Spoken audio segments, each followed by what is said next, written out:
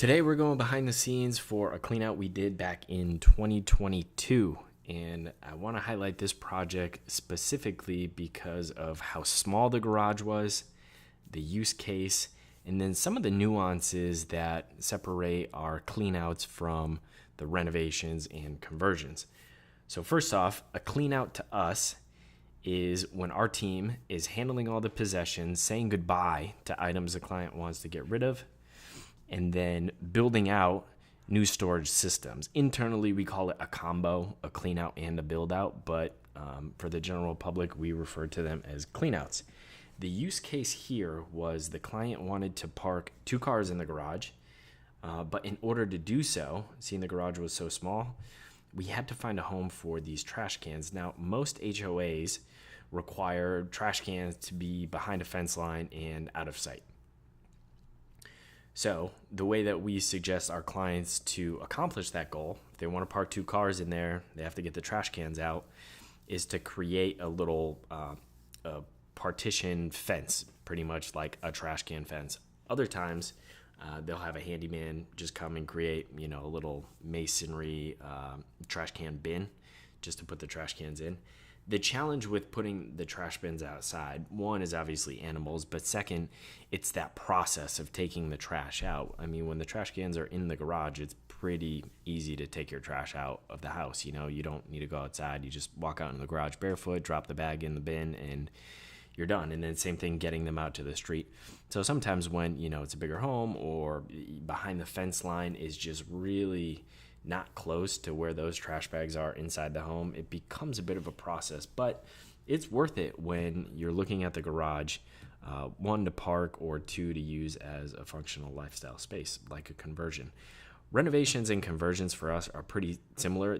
The big thing is the use case. So if it's being used as a garage to park and store possessions, we consider that a renovation. The second we start talking about the garage as a gym or a hangout space or an extra bedroom, we refer to that as a conversion because we're converting the use case. You could see here, their big problem was they had accumulated so much trash that 80% of this was just junk. They needed help pulling it out and getting it off their property. Sometimes with cleanouts, we can include painting, given the budget.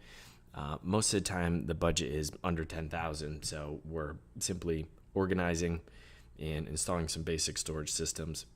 Here, if we were to install basic storage systems, open face wall shelving for this project on this unfinished drywall, it would have looked awful, and in the future when they went to paint it, they would have had to take the shelves down. So luckily we were able to squeeze that in the budget. Now I want to show you some during photos. We created a different video for this project where Robert on our team described the process and what all is involved during a clean out. So this project here, we pull everything out of the garage and sort it all. And the funny story about this sign is at some point a couple of years ago, we realized we needed a no trespassing sign because the second we started pulling all this out, neighbors and passerbys would think it was a garage sale and they'd stop and come talk to the team and the team would get distracted.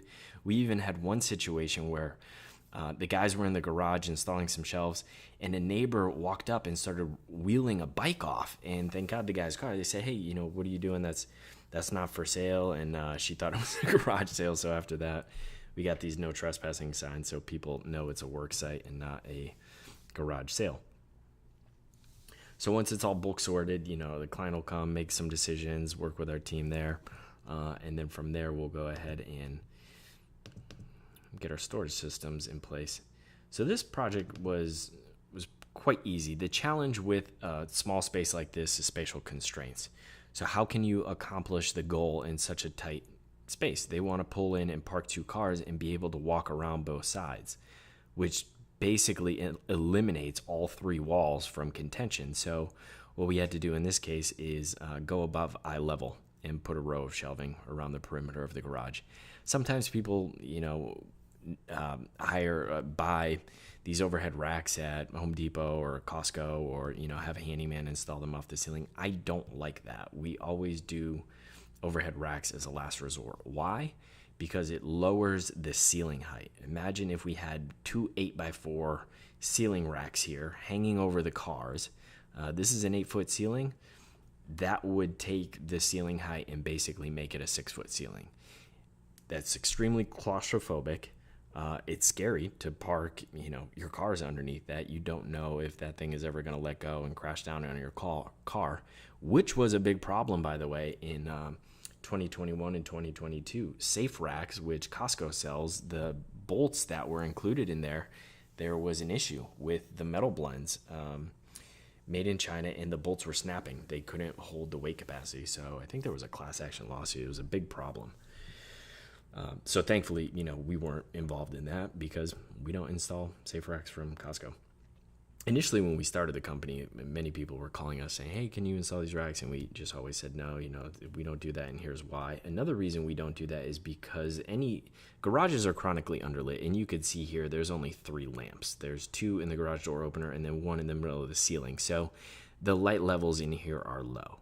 The second you put some overhead racks on the ceiling, it gobbles up a lot of that light. Now, the little bit of light that you do have is not hitting the floor because we have big overhead racks in the way, so it makes it even darker, which creates obviously a safety concern. But more importantly, when you're pulling in your garage, you want to feel like you're entering your home and that it's peaceful and not like you're pulling into a boiler room and something might fall on your head and kill you in this dark, dimly lit space. So yeah, this was a pretty straightforward project.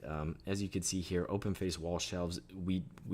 Our default storage bins are these Rubbermaid bins. One, because they have rubber in them, so they last a really long time. I've said it before, garages are usually unconditioned spaces, especially the cheap clear plastic storage bins, $10 at Target. Those are just going to get brittle and break really quick, and you're going to have to buy new ones, so it's worth the investment. These last a very long time. And then we label them. So what they wanted to store in here is non-essential items, things they're not using often. This is more like a storage unit, if you will, that they're parking in.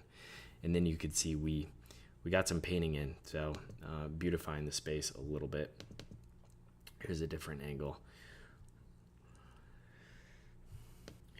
So you can see, sure, the floor obviously needs to be epoxied. You see the concrete is obviously stained here from the tire marks, and that's a big problem with concrete. It's porous and it stains up. So one of the benefits of epoxy done right is it doesn't stain and it beautifies the space.